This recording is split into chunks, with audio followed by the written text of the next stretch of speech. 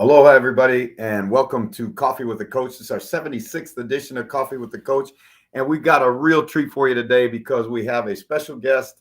We got two special guests, but the first guy I want to bring out is one of the elite sports writers in all of the United States. His name is D. Orlando.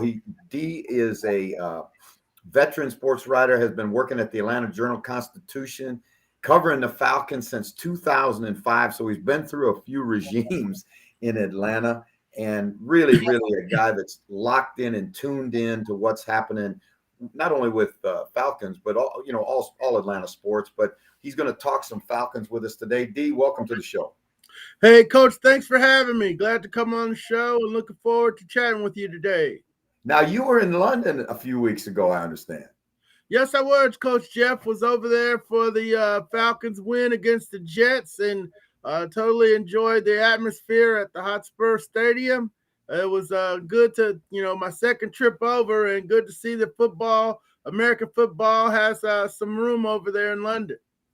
All right, let's take a little trip. Again, in your, we whenever we have a guest on, we like to talk to them about how they got to this part of the football business, because all of the people we get coaches, we get players, we get general managers, vice presidents, writers, all kinds of people come on, media people come on.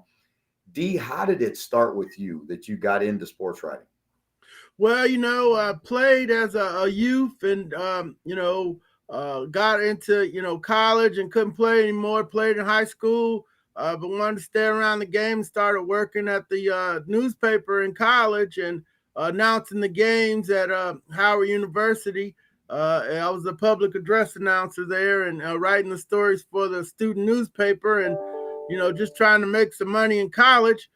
Turned out my articles were pretty good, and the journalism professor started pushing me for jobs and so forth. So was able to get into the newspaper business as an intern, and then kind of just work my way from there to the from high schools to colleges. I covered Ohio State for a while, Marquette basketball for a while, and then ended up covering the pros on a full-time basis in the 90s, covering the Green Bay Packers, and then moved on to Atlanta and been covering the Atlanta Falcons since then. All right. Now, the Falcons, as everybody knows, have had a couple near misses in the Super Bowl. And it's been, I would describe it as a kind of a tough road in Atlanta. I talked to two friends of mine who have been head coaches in Atlanta, and both of them enjoyed their time with the Falcons. But neither of them, I guess June got the Falcons to the playoffs one year, but June Jones. But neither he nor Jerry were able to ever turn it like they thought they could turn it in Atlanta. And, there's an awful lot of head coaches whose careers got buried in Cobb County. So why is that? What from your standpoint, and you're close to it, you see it every day, you cover it every day. What is it that makes it such a tough thing for the Falcons to get on the as good as they should be? Well, we've I've studied some of the great franchises of the modern era. Covered the Packers when they were able to see Ron Wolf turn them back around. Post Lombardi was a dark age for them too. And then when Ron Wolf gets there in '92, he turns them into what is now the modern day Packers, the Brett Favre, Aaron Rodgers Packers. So I got to see them do it. Up close, Ron Wolf, Mike Holmgren, Andy Reid, John Gruden, Steve Mariucci. Them were the coaches that I learned the game under. Sherman Lewis, Ray Rhodes, Greg Blanche. So I learned the NFL under one of the best regimes in football. And what they did, their hierarchy was very clear. Ron Wolf picked the players. Mike Holmgren and his guys coached them. Okay, that was so clear that Mike left to go to Seattle because he wanted to help pick the players more and be a GM. The Falcons haven't come up with a winning formula. They said they want to sustain winning over a long period of time, but they don't follow the Steeler model. They don't follow the Packer model. They tried to follow. They haven't followed the New England model, and those are the three teams that have sustained winning over decades and have amassed Super Bowl trophies. So the Falcons have a different hierarchy. Coming in under Arthur Blank in '04, had a different one under the Smith family where they didn't, want to spend money allegedly. And under Arthur Blank, he's put in a business corporate type model that may or may not work in a football setting. Or it got you to one Super Bowl, it's got you to some playoffs on a sporadic basis, but it hasn't turned you into a sustained winning football team over a long period of time, like you've seen in Green Bay, like you've seen in New England, and like you see in Pittsburgh. Well, let's go back to the last Super Bowl because Aldrick Robinson, who was on that Falcon team, is one of my old players. So we were down there covering the game, and I talked to Tom Dimitroff, who, interestingly enough, his roots are Canadian. His father worked in the Canadian Football League. He went to school up here, but you looked at that team, and they had all those first round draft choices in that offensive line, and Julio Jones and Matt Ryan and a stable of great running backs. And I really thought that they were at a point that they would be able to sustain that winning edge that they had over time. How much did the loss, in your opinion, take out of that football organization? Because that was a devastating, to be up that big and to not be able to close it out had to be completely devastating. Yes, Coach. We interviewed Coach. We interviewed several different mental health experts. It's like, hey, how do you get over this hurdle and so forth? And it looked like they handled it pretty good the first year. They went 11-5, got back to the playoffs, and then lost to the Eagles on the 1 yard line. And the Eagles go on to win the Super Bowl. So, but what happens that next year is they get all these injuries. And if you remember, that defense had 7 first or second year starters. Right. So, they were going to build that defense. All them kids were going to get better. And, the Falcons were going to have a defense to go with that offense. So, but that didn't happen because that next year, they get hurt. They get hurt. Deion Jones, Keanu O'Neal gets hurt. Vic Beasley loses his passion for the game. So you got, your secondary, Ricardo Allen gets hurt. So once all those kids start getting hurt and never mature, never grow into the defense that Dan Quinn thought he was going to have, then, they missed on some draft picks and so forth. And then now all of a sudden you don't have a defense. So then you go 7-9, and it just kind of fell apart. I thought they made it over the Super Bowl initial hurdle, but the landing wasn't very strong. And you ended up losing your defense and things started to fall apart after that. Well, it's interesting. And you think on a 53-man roster, that you got some room for error, but it doesn't take very many draft picks that don't turn out for you that you really start to get holes in your roster. And we've seen that with injuries and a miss or two in the draft.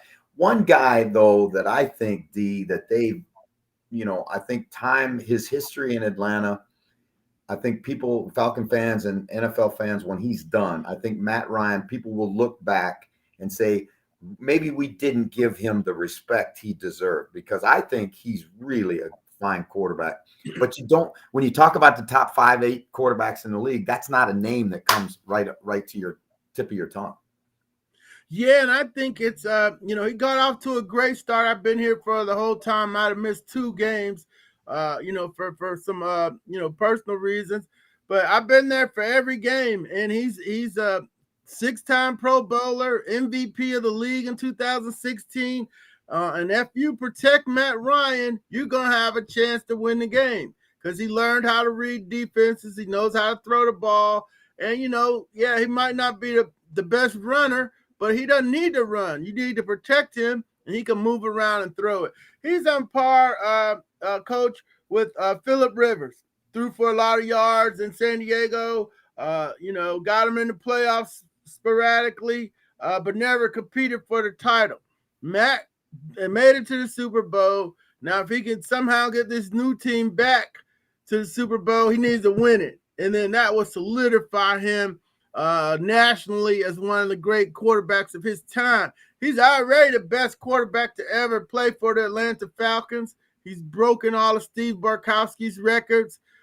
Mike Vick was the going to be the best quarterback in team history, but he got sidetracked with his personal life. So unquestioned, Matt Ryan is well respected and highly regarded in Atlanta. The national respect doesn't come because the franchise has never had that, and they didn't win that Super Bowl. That's hurt Matt Ryan's national credibility in a great way. You know, it's incredible to think about a guy like Matt Ryan who's done what he's done, and a guy like Dan Marino who did what he did. But those guys, you know, and until Matty wins one, he's going to be in the same category. You're measured so much at that position by your ability to deliver Super Bowl championships. And whether that's fair or not, I think you can debate it, but it's just the way it is. Yeah, Coach. I mean, you got Dan who didn't get one. You also got Warren Moon, but he's got Grey Cup titles to his name. So that's another one. And we're going to see some more quarterbacks go in here in the next few years. Brett Favre just had the one. We're going to see some others that, were great quarterbacks, outstanding players. It wasn't their fault that the organization couldn't get a team around them or defense. In Matt Ryan's case, he's never had a top 10 defense with him going into the playoffs. So, once you look at that and state his case, we're going to see some other quarterbacks go to Canton that don't necessarily have the Super Bowl wins behind them. Hey, let's talk about phenomenal young talent that the Falcons took with their first pick, the tight end Pitts. You're around the kid all the time. What's your take on him? First of all, as a young player, right? And secondly, where do you feel his ceiling is, D? Yeah, as a young player, he's real humble, well-mannered kid. I know his college position coach, Larry Scott, who's over at the head coach at Howard University now. And he gave us some great insight to him. His dad has been involved in his life, played private school ball up in Philly, wanted to go to Florida because he wanted to be the best tight end that he could. And, I think that the sky is the ceiling for him. He's going to get stronger. He's going to learn this year that he needs to be tougher. He's playing with real men out there, and he just turned 21. He just turned 21 last month. So, I want to see him get stronger and keep his athleticism.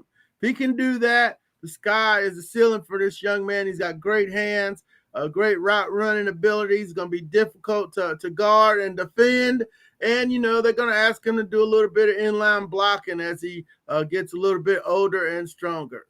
Do you think that the offensive coaches in Atlanta are starting to figure out, what they can do with this guy? Because he's such an incredible chess piece to me. I mean, to be able to, in my opinion, he has the same transcendent qualities that Kelsey has, where you can play him outside as a receiver. You can put him in the slot. He can do an awful lot for you, and he's great after the catch. Are they taking advantage of those skills, in your opinion? Yes, they are. I did my midterm report, and he's leading the team in receiving yards with over 500. So he's on track for 1,000-yard season. 38 catches. I think they've done a great job of getting him ready in the historical context of the fact that most rookie tight ends don't perform at that level. Even Tony Gonzalez didn't start as a rookie. Ozzie Newsome didn't do that well as a rookie. So some of the great tight ends, start slow. So he's off to a very good start, and they've done a great job of moving him around, like you said. Getting matchups. He has dropped a couple balls, but with better concentration, that'll he can erase that part from his game. All right, now let's go over on the other side of the ball. Coach Pease has gone in there, and it's been an overhaul, I would say. That's the way I would describe it. Not philosophical overhaul, a personal overhaul, personnel overhaul, excuse me. And Coach been a little prickly in some of those press conferences. Yeah. What's that all about? Yeah, he got after me one day because I was like, hey, where you get the pass rush from? And and he got all indignant about blitzing and and not blitzing and playing man and playing coverage. He asked me if I ever put a secondary package together or something. I told him, yeah, I coached Little League, but nothing on this level. I just had to stop 9 routes, but yeah, coaches are entertaining. He doesn't have the pieces to run the defense that he's trying to run. He doesn't have the outside linebackers. Grady Jarrett's doing good at penetration, but he doesn't have anybody else up front to play with.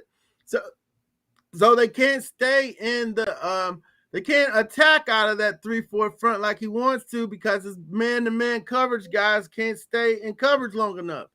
So he's got a tough job. He's really just trying to slow people down, stop them in the red zone, and make them kick field goals, and try to get some turnovers along the way. So that worked on Sunday against the Saints, and we'll see. That might not work against Dallas. They just have so many offensive weapons.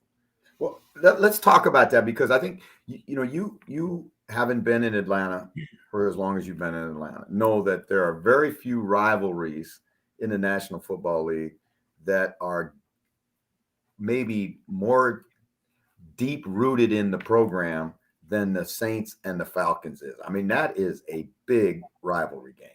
What was the mood in Atlanta after they were able to go down and beat the Saints? Yeah, the mood was really good. I was able to see a lot of the Falcon fans after down in New Orleans, taking over the French Quarter. They had a good time and flew back to town.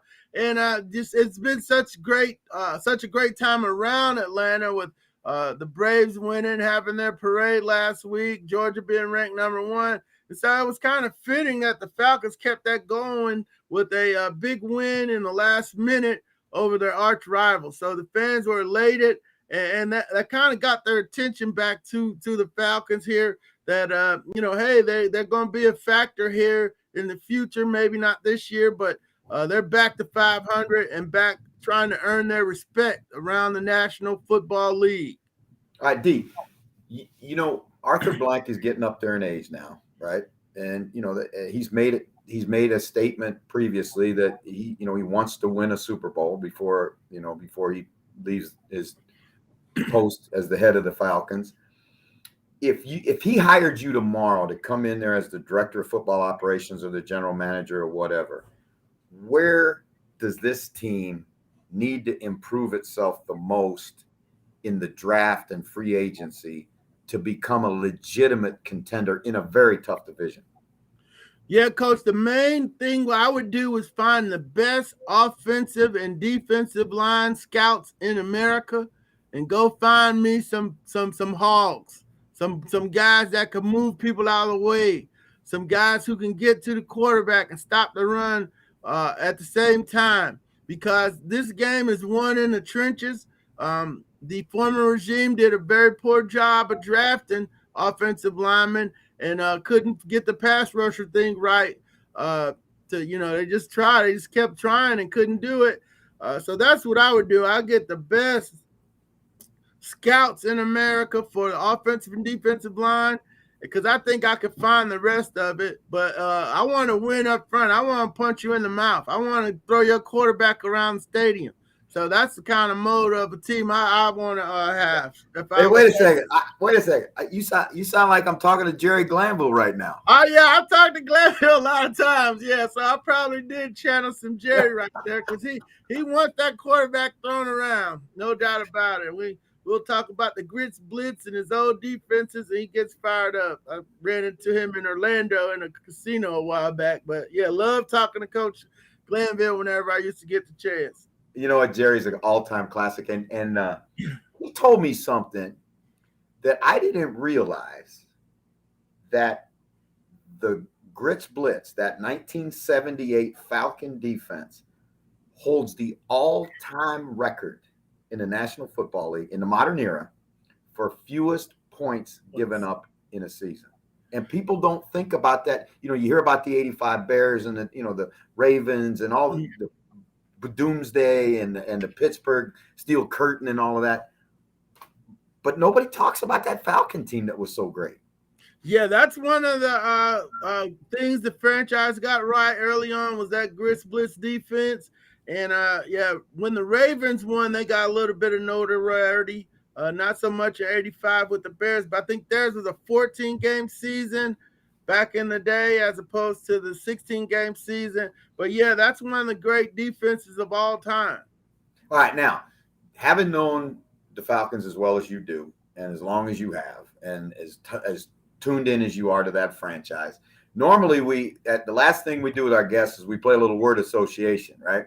But I'm going to ask you a different. I'm going to ask you to do something different. You've probably been out to South Dakota and seen Mount Rushmore, right? And Right. I want you to give me the 5 faces. If they went to Stone Mountain and they carved the 5 faces of the Atlanta Falcons historically, what would be the 5 that you put up there? Yeah, most definitely number one would be Tommy Novus, who should be in the Hall of Fame. Claude Humphrey would be number two for me. This is controversial, but Deion Sanders would There be you number go. three, prime time. And Matt Ryan would go on up there for me as number three. Then number five, I'm gonna go. I'm gonna go William Andrews over, and then some of the guys that got left out are Gerald Riggs, Julio Jones, Roddy White, and guys like that. But those are my five. Well, you know what? I tell you that's 5 pretty good ones right there, and you could win with those 5. I'm telling you right now. D, it has been an absolute blast having you on the show. Thank you so much for what you do covering the Falcons. How can our listeners? We got listeners all over the world and viewers all over the world. How can they get to your stuff? How can they access what you're doing covering the Falcons? We got a ton of Falcon fans, and I'm sure they'd love to tune into what you're doing. Yeah, no question. Thanks, Coach. You can follow me on Twitter, on the Twitter at DOrlandoAJC. We tweet everything out. Our Facebook page is Atlanta Falcons News Now. And of course, we love the folks that subscribe to our digital products on AJC.com. All right, my brother. Hey, thank you so much, and it's great to talk to you. I'll hopefully see you at the Super Bowl. All right, Coach. Yeah, I'll be there, and I'll hopefully we'll get to chat. I'd All love to right, do man. that. Take Thank care. you very much. Thanks for doing it. You're welcome. Thanks for having me. You got it. All right. Thank you, D. Orlando. Really a great, great visit. Man, I love talking ball with those guys. I love sports writers. Those sports writers, they got it. They are hooked up. They know the info, baby. What a guy D'Orlando is. D'Orlando came on our show in London, but also I'm glad to hear he's going to LA, Jeff. Maybe we'll all see him there and have a pint or two. Yeah, that would be fun. That would be fun. Our next guest is here. There's some questions. We'll do it afterwards, but our next guest is here. I'm sort of hoping that the Odell news breaks before or after, but let's see if we can bring Phoebe in. Her Wi-Fi might not be great, but we'll see. It's live. It's all fun. And Jeff, it couldn't be any worse than your Wi-Fi in Hawaii last summer. So let's see what we can do. Welcome, Phoebe. How are you today? I'm so well. How are you? All right. First thing, I take a lot of pride in being an international man of mystery, so to speak, being all over the world. But you have got me trumped, girl. I'm telling you, I follow you on social media, and you are everywhere. You gotta always compete, I knew that you're all over. I'm just trying to keep up with you all the time. Where are you right now? I'm actually in Connecticut at the moment. I was in Denver over the weekend with NFL Flag. We had the Denver Broncos regional tournament.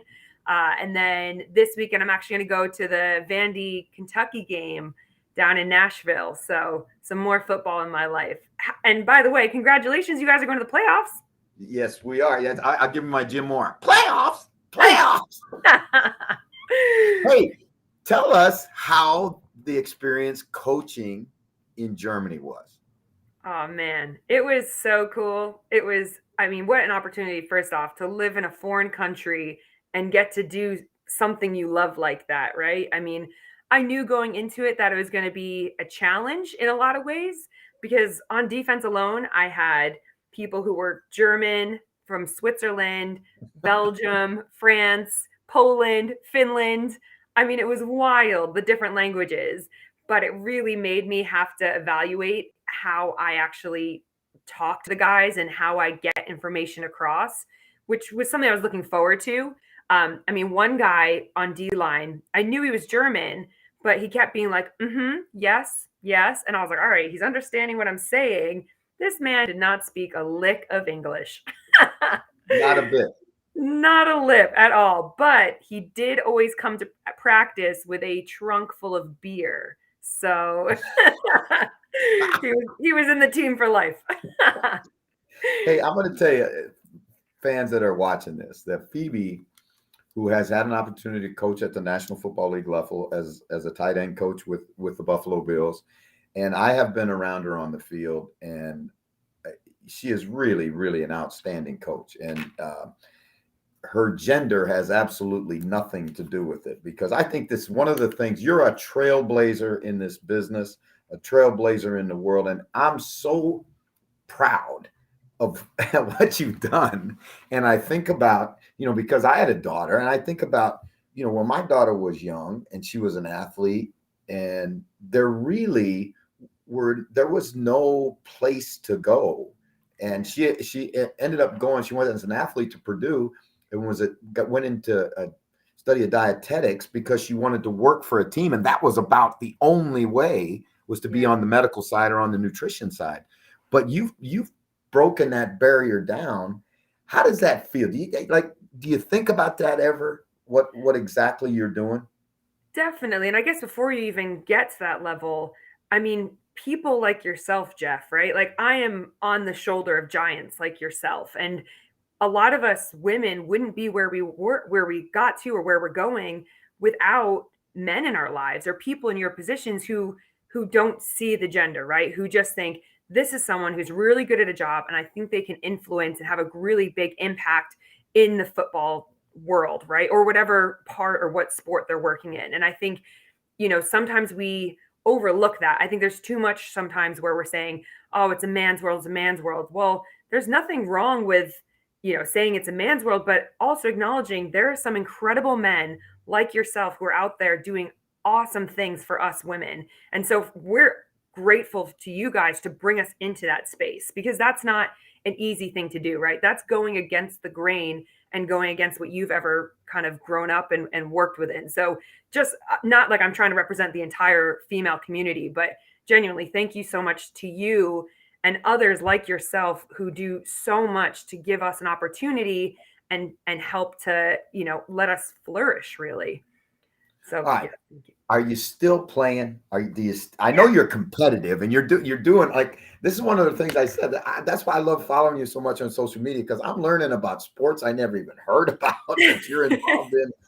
And are you still playing? Are you going to be on the GB national team again and all that? Yeah. So we've got GB flag football, and that's going to be so basically the World Championships are coming up in December in Israel.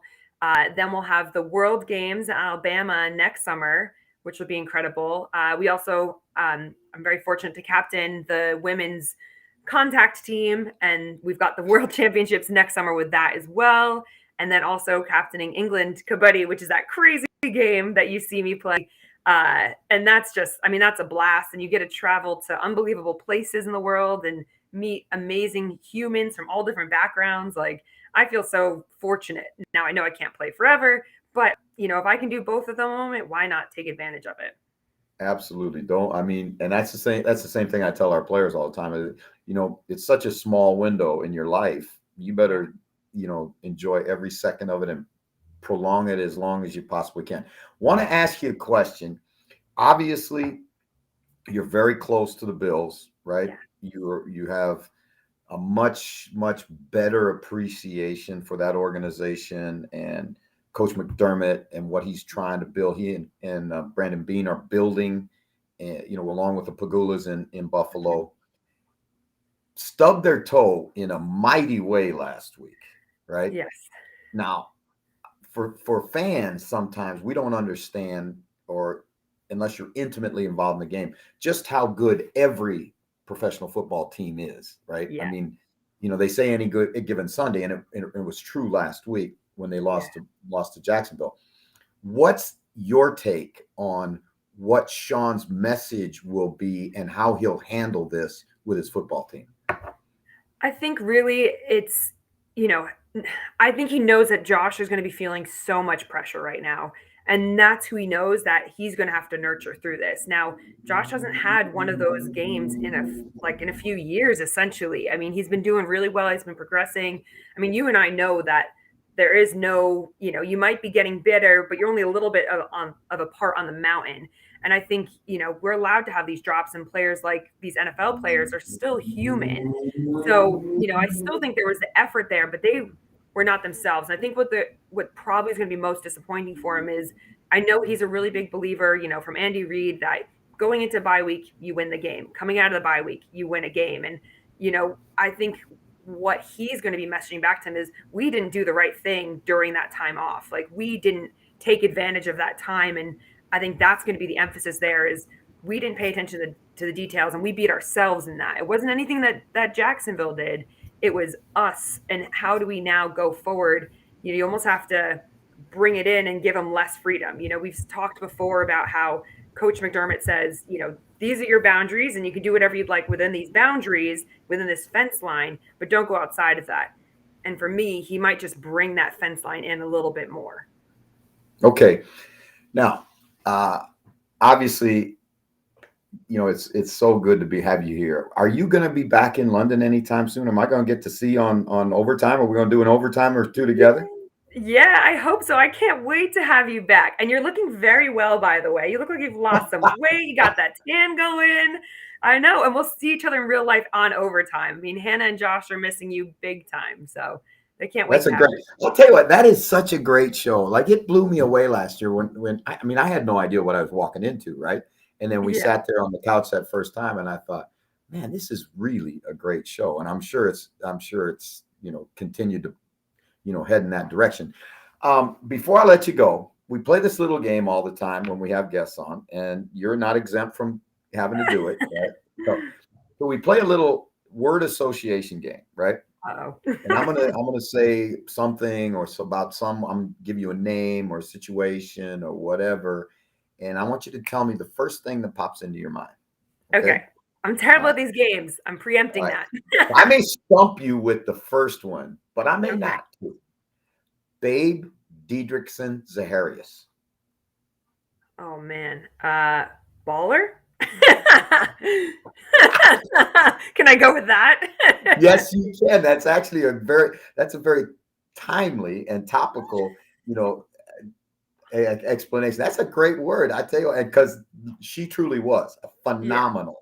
Yeah. Maybe the first high-profile female athlete in the world. Yeah, and really was much like you, a trailblazer in her time. So, Dawson Knox. Intelligent. Okay, all right. Now that was We're going with one word, right? Expound on that one. Now, what makes you say intelligent about Dawson Knox? You know what? I'm getting all these insider things now. I'm getting a little. Just being in the room with him, right? Like, so when he was a rookie, he had more reps than Greg Olsen ever had, right? So my coach was Greg Olsen's coach when he was a rookie, and he had more reps in OTAs than anybody else. And, the way that he took on that challenge, and the way that he understands football, and he can just feel it. I mean, he's just a really smart guy. And even if you watch him or listen to any of like the mic'd up or anything like that, you can tell that he is an intelligent guy. And I think, we watch the NFL and we think, okay, these athletes are amazing. They just understand it all. I mean, but you and I both know these guys run the wrong routes. They read the wrong thing. And that makes a really big difference when you've got a smart football player who's athletic as opposed to just an athletic football player. Gotcha. All right. Let's go to another intelligent, smart guy. Brian Dable. Ooh. What's a good word? That is a really tough one, to think of one word for him. Oh my gosh. You don't have to be one word. You can give me a sentence or two sentences. Yeah. Okay, cool. He is competitive. He is exciting. And he knows what he wants. All right. I don't know if it's very helpful. All right. Sean McDermott. Ooh. Culture guy. empathetic, amazing leader. Kim Pagula. True trailblazer. I don't know how she juggles everything she juggles, being a mom here, an owner here. They have their sports entertainment company. I mean, she is an athlete mom as well. Her daughter was competing in the Olympics for tennis. I mean, they're just an unbelievable family. But she's an inspiration, really. The Bills Mafia. Wild. Absolutely off their rockers, wild, and I love everything about it. Now, do you have still, as an athlete, right? Do you still have goals that drive you daily? Yeah. Can you share those with us? Can you share those with us?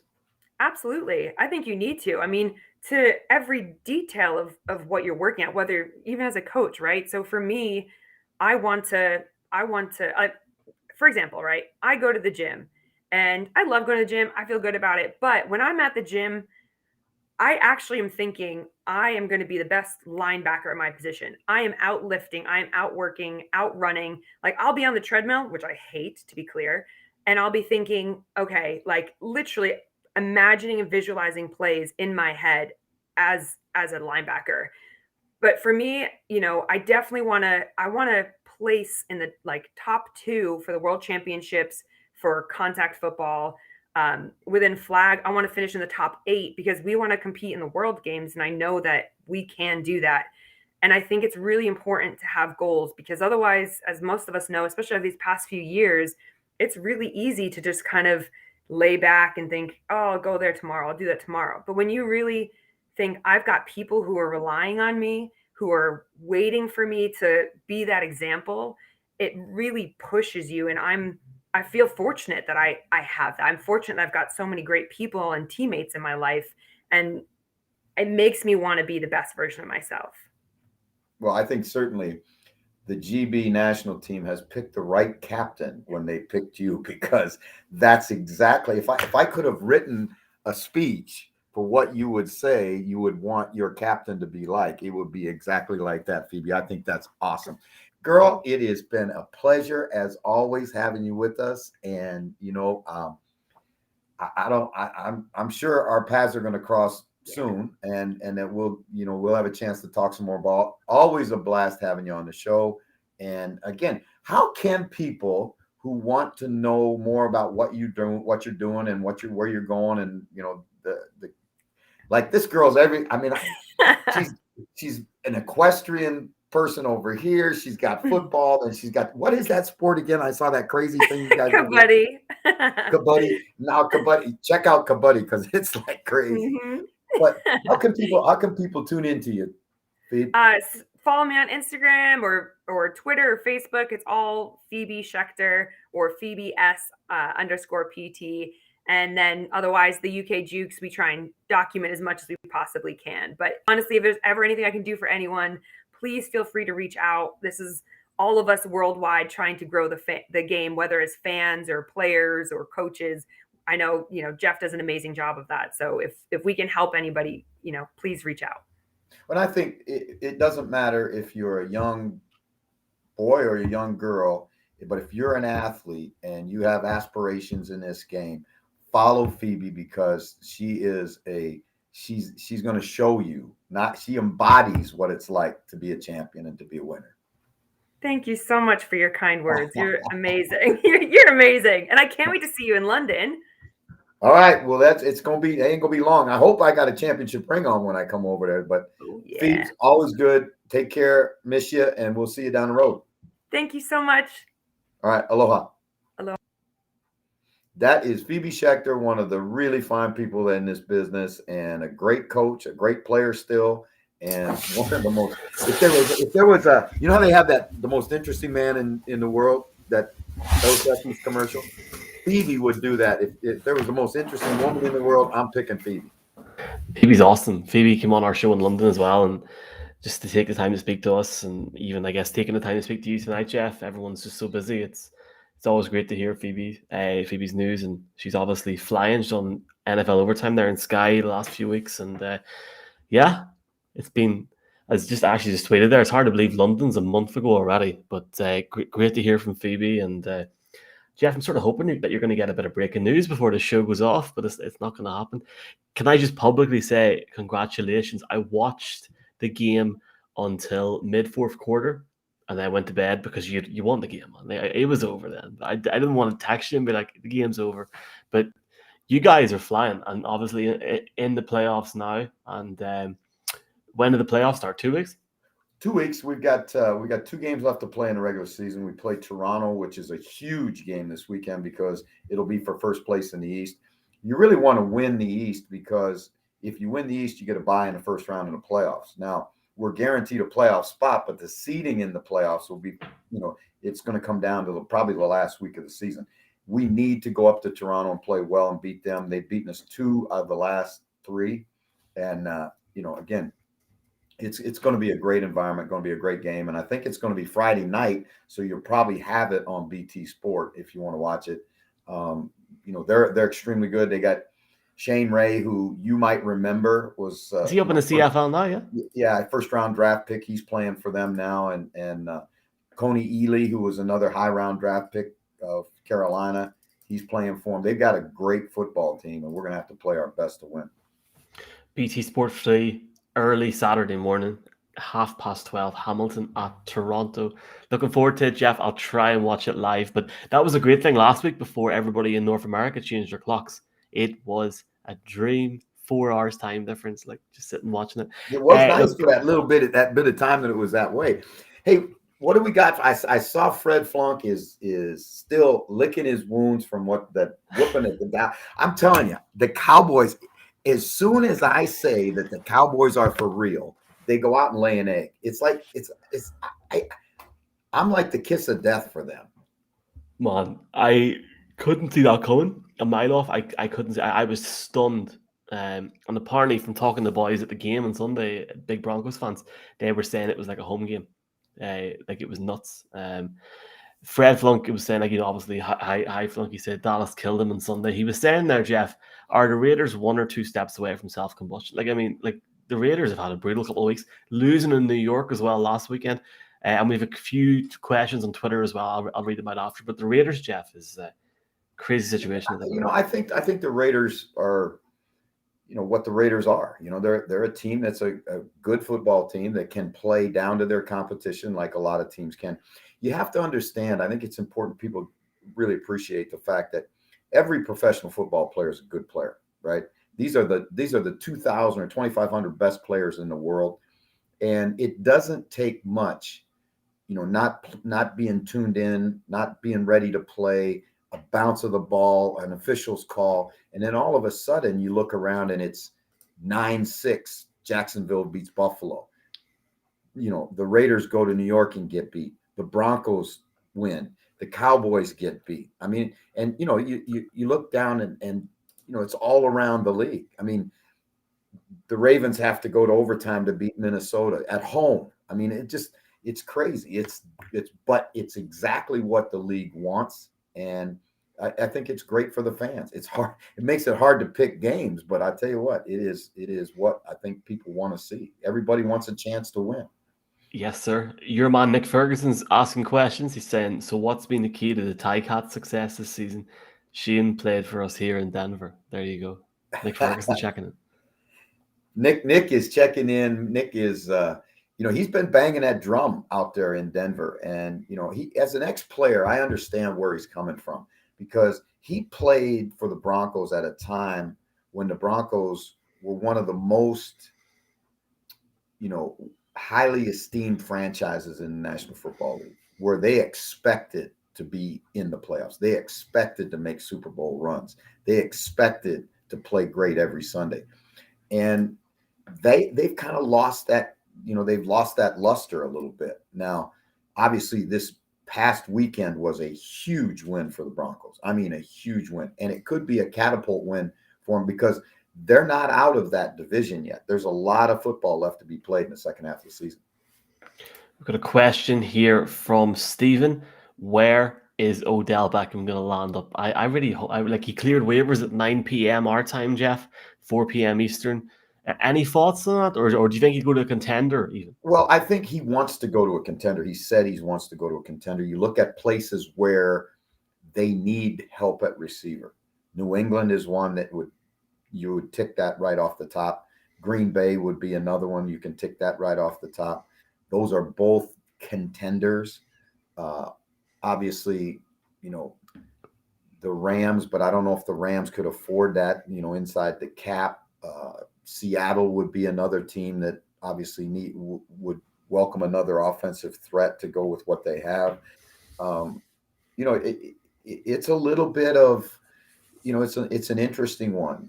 He wants to go to a contender, but if he's going to go to a contender, that contender's got to know what they're getting when they get him, because you're getting the whole package when you get OBJ.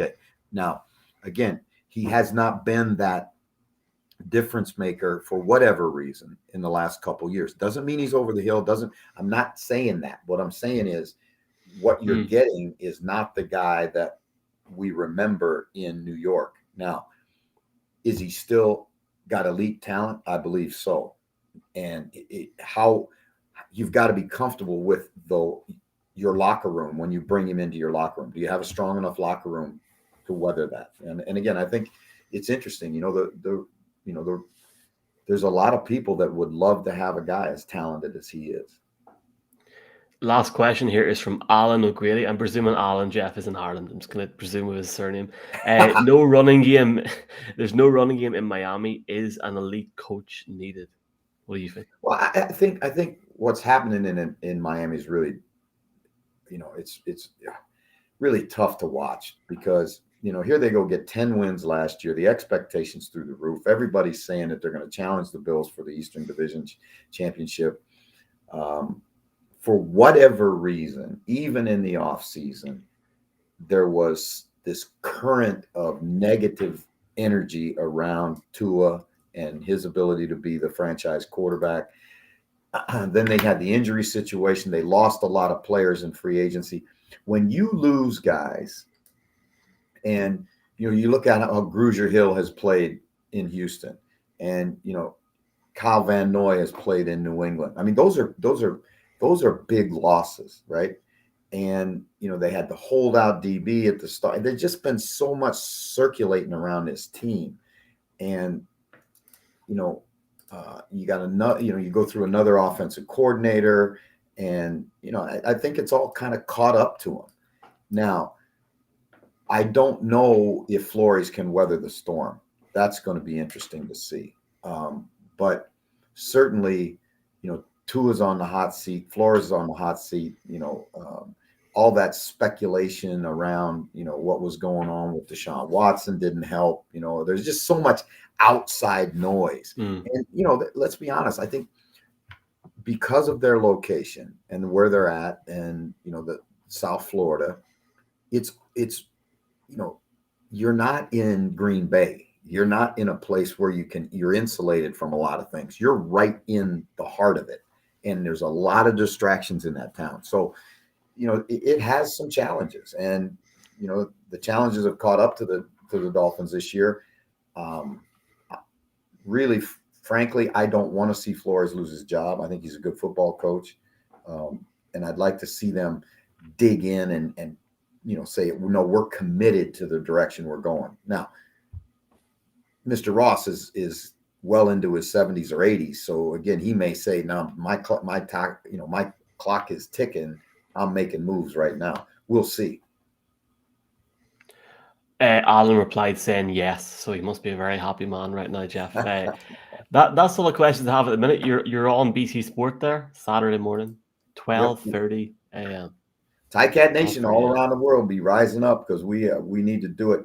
I think that you look at last week, Mike, and I think that's an indication of just how much parity there really is in the National Football League. And I'm looking at the NFC, and I don't see a dominant football team. I don't see you look at the AFC, and you can see 3 or 4 or 5 maybe teams that you say those teams have legitimate Super Bowl aspirations.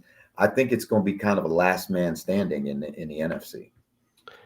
I've never seen. Look, every season's open. It's always open around Thanksgiving, around the start of the playoffs. It's always open every week, but I've never seen a season where it's so open, and I can't call. I really can't call it. I picked the Titans on my other show on Sunday to beat the Rams, but I didn't think they would go to LA and play like that. Did anybody think whenever Patrick Mahomes signed a $500 million contract that the Chiefs were going to play so poorly? I mean, it's so open, man. Let's talk about that, because you look at that. They beat a Green Bay team with a backup quarterback who had thrown 6 passes going into the game, I think it was, right? So if you're a Kansas City fan, you can't look at that win and say, "Oh, we're out of the woods. We're back to being Kansas City." They weren't able to push the ball down the field, right? And I think that's what people have started to do to him to really frustrate him. And I still see Patrick Mahomes trying to make too many splash plays instead of just making the plays that he has to make. So Kansas City still has work to do. Now, they are very talented, and let's see if this defense, that real uptick that they had against Green Bay last week, and a rookie, or not a rookie quarterback, but a guy who's played thrown 6 balls in his career. Let's see if that can hold up through the season. We'll see. Well, Jordan Love, I tell you what, Jeff, if Jordan Love had another 5 minutes on Sunday and a couple more drives in him, they probably would have won that game. I was shocked. The Chiefs have got the Raiders Sunday night. They got the Cowboys the week after. The Broncos, the Raiders, the Chargers, the Steelers, the Bengals, and the Broncos. That's a tough schedule. That's a tough schedule. And one of the things that the NFL does with the schedule is, if you win, you get a tougher schedule than the people at the bottom of it. This is exactly what they want. I think if they had their way, everybody would finish, 7-7. But it's going to keep, the thing that's great about it, Michael, is it's going to keep interest peaked around the country all the way through the Super Bowl, right? Yeah. I'm calling it now, Jeff. Just last point for me. I know you're busy, man. I'm calling it now. The Chiefs, I think, are going to play in Germany next year. I think they're going to be the first team to play in Germany. I saw that you were making all those bold predictions. The way too, what do you call it? The way too early predictions. Yeah, I'm going to do this every year around week 9, week 10. I've got a feeling the Chiefs. Now, I haven't been talking to Seabass. I know you haven't been. There's a complete disclaimer. This has got no affiliation to anybody, NFL, anything. I've got a feeling they're going to try and bring Mahomes over, and I have a feeling it'll be an AFC West team. I think they're going to try and push it. What is the result of the straw poll that we took a couple weeks ago about where we want to go do a live event? Oh, I'll tell you right now. Let me just log in. I haven't looked at it in like 2 weeks. Let me just check. Now, the last time I looked at it, because I wanted to speak to you first, Jeff, privately, because obviously you're talking about the playoffs, the dates. We're not too sure on the dates, but I can tell you this, just why I'm getting it up here. It was tight. It was very tight. And like so many people voted. It was nuts. Right, let's have a look here at the results. I'm literally seeing this myself for the first time. Where do you want to go? Are you just chill? I want to go where the fans want us. I want to go where we can have a great evening and have a tremendous, event. The thing is, Jeff, right? And look, we're live saying this on screen here. If you're back over here after, please God, the Grey Cup, you're in the UK, Ireland, whatever, until the end of January, early February. So this can happen during the playoffs as well, or we can do a Friday, Saturday, and you can sit and be hungover on a Sunday in the Sky Studios. But so there was a few hundred responses. Okay, Dublin got the most response. I'll show you this in a second. Dublin got the most responses, by 10%. Manchester and Glasgow are neck and neck in second, and London's fourth. Now, to be fair to each of those places, there was 10 votes or 10 people in between Dublin and Manchester. So it wasn't even that much. So It's that's too just tight one to of the call. fixtures. We got to keep it open for a couple more weeks, right? A couple more weeks. Put it out there again. Put it out there again, and we'll see. So then we get a clear-cut winner. If not, we may be making a road trip. There's no reason, Jeff, why you can't do Glasgow on the Friday, Dublin on the Saturday, and the week after we do London, Manchester, and then easy. But no, look, I think we'll definitely do something. I'm looking forward to it, man. I know you're gonna bring your A game, and I know you can't wait to get over here again. Yeah, I'm looking forward to it. Be looking forward to spending some time with you, doing talking ball with the folks at Sky, and obviously all that. Hopefully after we win a championship. So that's all I got for tonight, Michael. It's been awesome again spending time with you, and we put another one in the jar. Appreciate everybody watching, listening to this. I'll put this up as a podcast in 10 minutes. Jeff, see you next week, man.